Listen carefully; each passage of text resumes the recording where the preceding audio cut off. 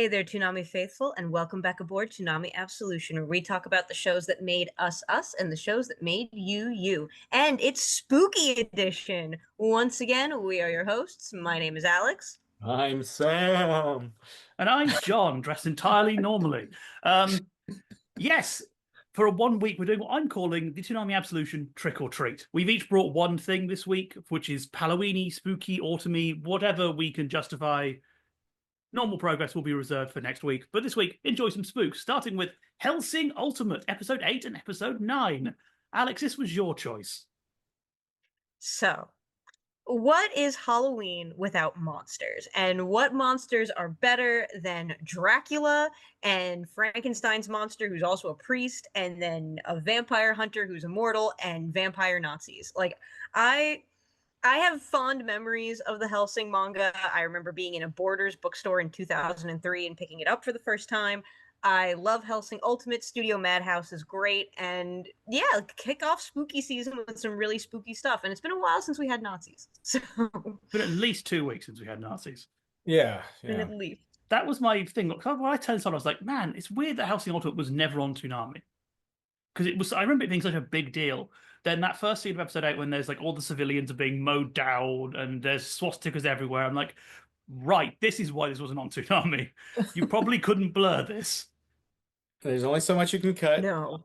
I'll be honest. I'm more familiar with like OG Hellsing and not so much the ultimate flavor. Um, so it was kind of interesting, kind of seeing these like kind of like the difference between Full Metal and Brotherhood. Um, Yeah. like for example, doesn't Ceres have a different like the circumstances are the same with Ceres being mortally wounded and becoming a vampire, but I feel like it's slightly different in Ultimate, which kind of like caught me off guard a bit. So in Ultimate, it follows the manga. So the episodes we're watching take place right after the major raid on the Hellsing Mansion. Sarah's had her major fight with Zorn Blitz. She devoured Pip Bernadotte rather, and has become a fully fledged vampire. And that also means that Alucard is no longer trapped in the middle of the Atlantic Ocean. He is now back to wreak havoc.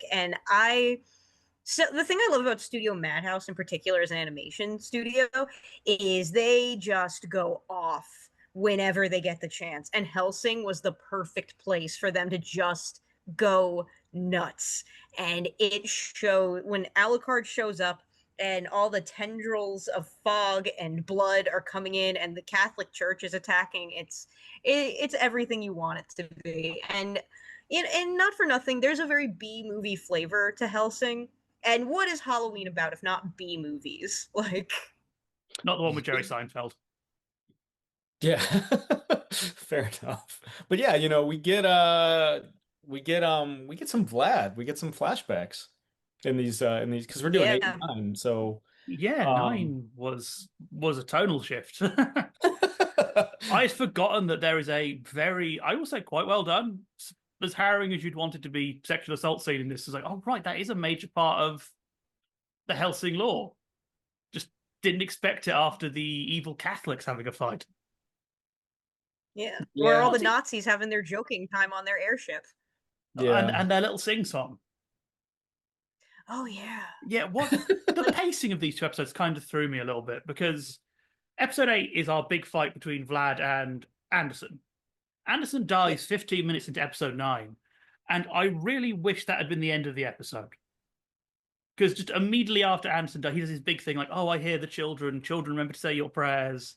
Really lovely death scene. Then Walter turns up and we have another fight. So I kind of wish Anderson had died at the end of episode 8, so we got a bit of time to sit with that. Because it was so nicely done. It's interesting because that's how it happens in the manga too. Like that happens in the middle of the chapter, and then Walter comes in, crushes his skull, and then everybody has their freak out. So like, I agree that it would be much nicer, but it's the manga also has that weird pacing. So like, I get why they did it. Like, Yeah, but I agree. It would be nice to be able to sit with Anderson. Anderson is my favorite Helsing character, so it would be nice to sit with his death a little bit more. I think that was the. Oh, go ahead. well, I was gonna say I think the it's all meant to kind of be a fake out, right? Because it I mean Walter's freshly vampiric at this point, to He's add some, not a vampire. Walter not is a not a vampire? vampire. They He just is put not a vampire vampire. bits in him. The doctor. So in the manga, it's explained that the doctor, like in the manga, you guys, and Yeah. the doctor did like a procedure on Walter that basically regenerated his cells without making him a vampire. Him still being human technically is very important for this. Is that That why he's because he's so that's right. That's because why he's so unstable in episode 9. Yeah, Right. that's Okay. why he starts coughing up blood. The Yeah. universal that's why he sign of starts I'm not well. Yeah. and why he turns into Ciel from Black Butler by the end of it. Sure. Yeah, this is very like the designs here are so 2000s, like late 2010s. It's amazing. Yeah. Who's the guy with the green hat who dresses up like he's a field marshal? The captain. Yes, I like him because basically when him and Walter first arrive, my note is, oh, Tumblr's turned up. He is a werewolf, and he also gets a dope fight in episode 10. But yeah, he's a werewolf. He is a Nazi werewolf, and that is amazing. Somebody was watching some John Landis movies. Kota Hirano, like I love Kota Hirano as a mangaka. Like I love Drifters, I love Hellsing. Kota Hirano is just rule of cool and how big can I make this gun until someone tells me no. Like and I like that energy that comes out of seinen manga a lot. Like this is such a specific time in seinen manga too. Like we're talking Berserk is starting to get big at this time. It's coming after Trigun. Like there are character design things in common between Alucard and Vash. Very different characters, but this is such an interesting time in seinen manga, and it shows with what Yeah. Kota Hirano does. There's a big difference. Yeah, there's a big difference in Carmen Sandiego dressed protagonists that wear orange tinted sunglasses. I mean, our heart gets ripped out in this episode, guys. That's why I was so impressed by Anderson's Like death, though. fully Like ripped it. this is such a stupid show. Like when you step back and you just read the synopsis, it's so stupid. But in the moment, it made me buy Anderson and get a little bit sad when he was telling everyone to tell their prayers. This was a man who 20 minutes earlier was shouting, "We're gonna kill all the Protestants." It's like, okay, that's pretty impressive that you can make me feel for this character despite how ludicrous. Like when they start doing like, "Oh, I'm dying because I'm not a full vampire." It's like, okay, yeah. In the moment, I'm rolling with this, which is takes a level of skill that I don't think gets appreciated enough. Well, and I also forgot how surreal Hellsing, because I haven't seen Hellsing in like probably over a decade, just the OG. Um, like Hellsing punching Walter into child form is a weird moment. Like there are moments where I'm like kind of like watching these episodes like devoid of the like I'm gonna have to like look up the Hellsing wiki after this. Like just seeing things happen, I was like, they can do that. This can happen. Freudian punch. Yeah. I think that's kind of what I love about again Kota Hirano because like Hellsing has a prequel that's about Walter and Alucard during World War II when Alucard was a girl. Like Kota Hirano, like when Alucard shows up in that white coat and the little like Russian doll hat, Alucard is a girl in that scene. I don't know why. It is never explained why Alucard makes these choices. It's because attachment to a body is very loose for them. But I like that Kota Hirano doesn't have the same. I don't feel like Kota Hirano is as shy as other mangaka tend to be sometimes. Like the Baki creator, it kind of takes from that too, where it's like, we're just going to go insane. We're going to throw it out there and we're going to see what sticks. And I appreciate that level of bravery. Because like one of Kota Hirano's other famous pieces, Drifters, which also has a partial anime because it's not finished, is basically what if God and Satan isekai'd a bunch of historical figures and made them fight. Like it's insane. Oh, Drifters is so funny, like conceptually. It's like, oh, this is gonna be a nice guy. Nope. Nope. This feels like a deliberate Nope. trap for people Sekigahara, baby. This is like a deliberate trap for people who like Ice Car. You lure them in, and then the box shuts around them. There are some just. Can we just point out the production of House of Malcolm was really funny because it was in production hell for many years. because everyone's. But this was an OVA where the episodes released months and months separated. So like episode 8 in Japan comes out July 27th, 2011. Then episode 9, February 15th, 2012. Like people complain about calls now. Like you get to the end of that fight, it's like, well, enjoy waiting 3 months to find out how that ends, children. And then episode like 10 is another 3 months away. It's like, well, good. Hope you weren't worried about what Inga was doing in that shit because you're not going to find out. Yeah. Get a hobby. Hellsing's release schedule, even the manga release schedule was crazy. Like I remember I waited ages for the 9th book to come out, I remember. And that wasn't even just for it getting translated into English. It was just for it being released in Japan. Kota Hirano just does not care about schedules at all. Like he does not care. But It's the the thing Hunter that the Hunter thing that the action. reason That's all it is. oh We've got see, that long yet. here's the difference, right? Yoshihiro Togashi is in pain. Kota Hirano just doesn't care. Like there are two options. To be fair, Kota Hirano Like- has to keep buying more ink to make his guns bigger. Yeah. Yeah. It was actually a joke with in one of the manga that with the editor that he would draw Saris's boobs bigger every panel until he couldn't get away with it anymore. Just to see if the editor would call him out on it.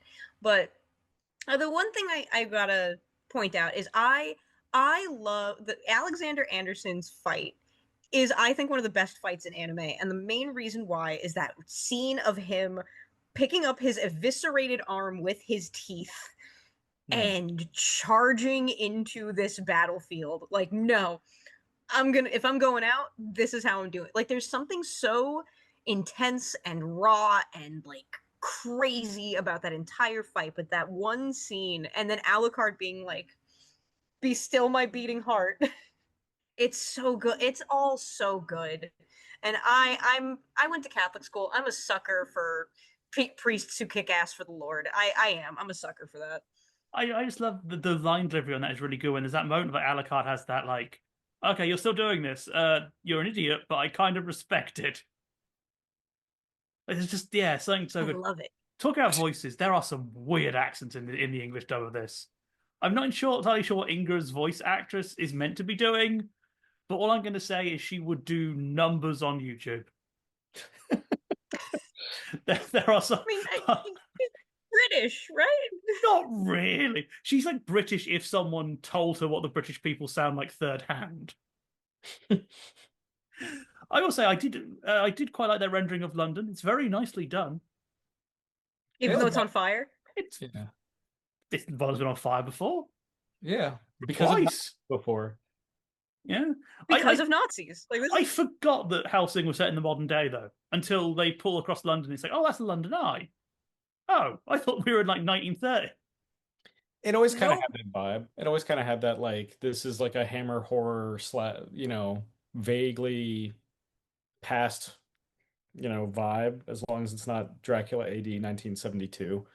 The that's I always loved Hellsing for its really gothic atmosphere, which we definitely get here. I wasn't expecting that. Just to go back to the flashback, because outside of the sexual assault, I do want to talk more about that, because I do find it fascinating to kind of touch in on Helsing's Vlad status. What do we kind of think of that? Like seeing him drink the blood and become the vampire before his execution. I love the whole scene a lot. I think it's I think the buildup is really good. I think they give you that little like the real life Vlad the Impaler did go through some of this with the whole thing, but I do have to ask this, and maybe this is me showing my ignorance. I don't understand why the Japanese think they're so damn clever with this Alucard Dracula thing. Like, this is not the only place it crops up. I don't understand why they think this is so damn clever. Symphony of the Night. He also has it, yeah. Yeah. Symphony of the Night's the big one. I mean, yeah. I always presumed it was easy to pronounce. Yeah. I mean, do I want to? In Japanese, it would be Alucardo. Yeah, because Dracula it has the quite hard Latin roots to it, which I think is not so you usually find in Japanese. Yeah. To be fair, a lot of people are giving Dracula a lot of stupid names. Yeah. Also, like maybe they just are fans of Son of Dracula, the 19 the Lon But Chaney but Jr. going classic. but going back to the flashback, like that whole piece with like the monologue that Alucard has with the God won't help doesn't help you on doesn't help people on their knees, Yeah, sort of otherwise it's begging or just like begging. what a deeply intense confrontation with faith that is, can Yeah. like seeing where that stems from, and that idea of self-determination turning you into a monster is it's so interesting and such a highbrow philosophical idea for a show that in a previous episode from this has a Nazi vampire eating a baby. Like, Yeah, yeah. And then, to kind of drive that point home, I mean, when he finally comes to with Saris, there's like a Catholic priest there. Like, he has this vision of his past, and I wouldn't, it's not so much a renouncement of faith as like, God doesn't, if you pray without action, you're just begging, that sort of thing. And so he's kind of comes to that and reminds his own kind of self-actualization vow from the end of his mortal life. it's also interesting too because even before Anderson puts the nail of Helena into his heart, Alucard refers to himself as the dragon, which for those of you who aren't familiar with Catholic iconography, it puts Anderson in the position of being Saint Michael, which is a very, very interesting and very intense thing to throw on somebody because Saint Michael is the archangel who famously helped Saint George defeat a dragon and was considered like the martial angel among the archangels, and it puts Anderson in such an interesting position, and it all because the dragon is a metaphor for Satan, like that sort of thing, Yeah. and it puts Alucard in that position, and then that 180s once Anderson does the nail, and he has that kind of ironic come to Jesus moment when he wakes up and sees Saris. Yeah. Also, the dragon. That's, Dracul is Romanian for dragon. Yep. Yeah, So it he's has layers. yeah. It's vampires It's all the way down. Yeah. vampires all the way down. It's Hellsing is one of those anime and manga that's like the very loose understanding of Catholicism and Japanese understanding of it is very much at play here. But there's also like these very intensely like deeply understood pieces. Also, if we're not going to talk about Maxwell in the floating Pope bubble car, I'm going to lose my Oh, mind. I love that moment. Just like let's just strap a man to a zeppelin. This never goes wrong historically. Uh, just it's Like, so all of his. I like how stylized it is because they give him all these mics around his face. It's such a nice look. It's also a riff on quite a few different things, but it's such a funny visual that works really well. Yeah. Yeah, especially as he's, about to shit himself when him and Anderson realize who Dracula or who Alucard Freudian slip there, who Alucard actually is. Just like, oh no. The the moment on his face when Anderson breaks his glass with the zombies is so well done because you see like that moment of just like Slutter's face of dread, followed by trying to like keep the oppression up, followed by giving in. It's so nicely done and so really natural. I really enjoyed that moment. Yeah. yeah. And the when Anderson is sitting there with with Enrico's body in his lap, it again, Hellsing is one of those things. It's so stupid on its face, but then you remember that all of the people that Anderson's fighting with the named ones, he raised those kids. They were in his orphanage. Like Anderson just had to kill somebody who he raised, and that's sad. Like Anderson's existence throughout this is incredibly sad, but he's so devoted to his faith that it carries him forward. It's so the dynamics in these characters are very interesting. And again, there's still a Nazi cyborg in a Zeppelin right now. If I may, speaking of Nazi cyborgs and Zeppelins and everything, Alex, what was it about episodes 8 and 9 where you were like, of all of Ultimate, let's do these two? So I picked these two episodes for three reasons really. Number one, Anderson is my favorite character, and really love this fight that he gets. I think that you get a lot of really great stuff with the Iscariot organization. These are also two really big, bombastic episodes that give you a taste of the energy of this show without the comedy bits in the beginning. I also picked these ones because I think that these are the episodes that kind of encapsulate like the main idea of Hellsing, which is a very Nietzschean idea, which is he who fights with monsters is doomed to become a monster himself. And I like that as a concept, because even like the major even says, you know, he who lives by the sword dies by the sword. There's a lot of very interesting allegorical stuff happening here, and frankly, these two fights are just visual eye candy. Walter's wires are awesome, and the with Luke Valentine being used as like a puppet master for the Black Hound of Baskerville, like that's really cool. Anderson taking in the nail of Helena is really cool. I also like that they mentioned the spear of Longinus, because fun fact for anybody who doesn't know here, the real life Nazis were looking for all of these artifacts. Like the spear, there was a whole division in the Nazi army that was looking for these mystical artifacts. The spear of Longinus, in particular, was of interest to the war effort of the Nazis. And I love that these are the ones that we're picking out. And for those of you at home who don't know what the Spear of Longinus is, it is the spear that pierced the side of Christ and is also commonly known as the Spear of Destiny. I think Indiana Jones picked that up in a comic once. Also, he's probably got all of them.